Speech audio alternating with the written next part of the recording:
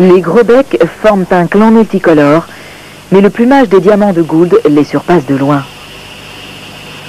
En dehors d'un plumage exotique, il présente une caractéristique particulière, il est polymorphe.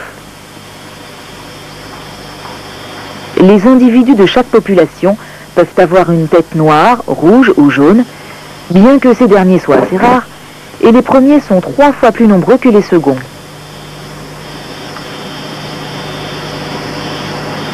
Il constitue également l'espèce la plus menacée des passeriformes d'Australie. Présent en grande quantité dans certaines régions reculées, sa population a toutefois considérablement diminué ces dernières années.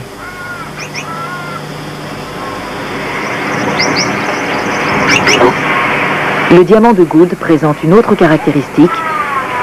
C'est le seul gros bec qui fait son nid habituellement dans les cavités des arbres ou des terriers de termites.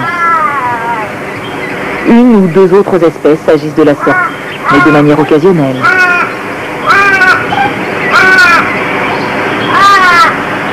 Il arrive fréquemment que les oiseaux se regroupent en une demi-douzaine de couples pour faire leur nid. D'ailleurs, certains couples partagent parfois la même cavité.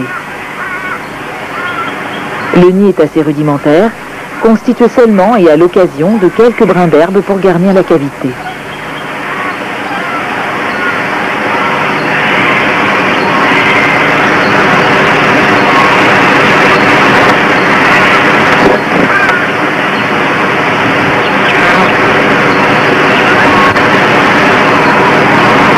Trois semaines environ après que les œufs ont éclos, les oisillons ont une couleur brun-gris sombre, très différente de celle de leurs parents, spectaculaire.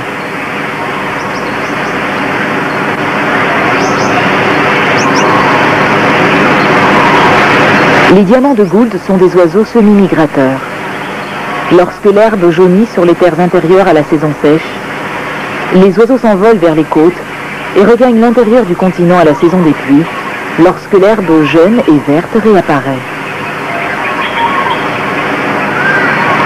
L'eau leur est vitale. Sous les climats particulièrement chauds et à la fin de la saison sèche, ils viennent par centaines se désaltérer dans les trous d'eau devenus rares.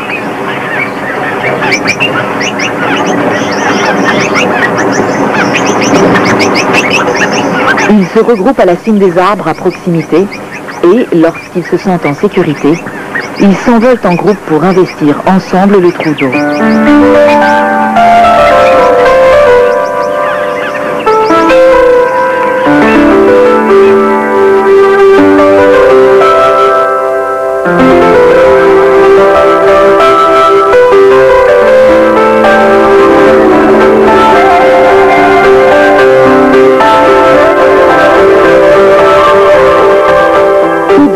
Confondues, les populations des passereaux ont été fortement affectées par la colonisation européenne de l'Australie.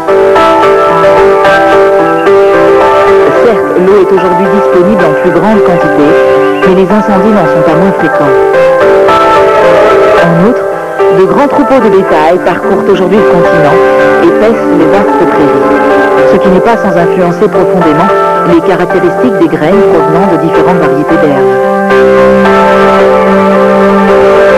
Rares sont les passereaux d'Australie qui n'ont pas été affectés par ces modifications, et plusieurs espèces, en particulier le diamant étoile et le diamant de Gould, ont vu leur population sévèrement diminuer et la variété de leur biotope s'appauvrir.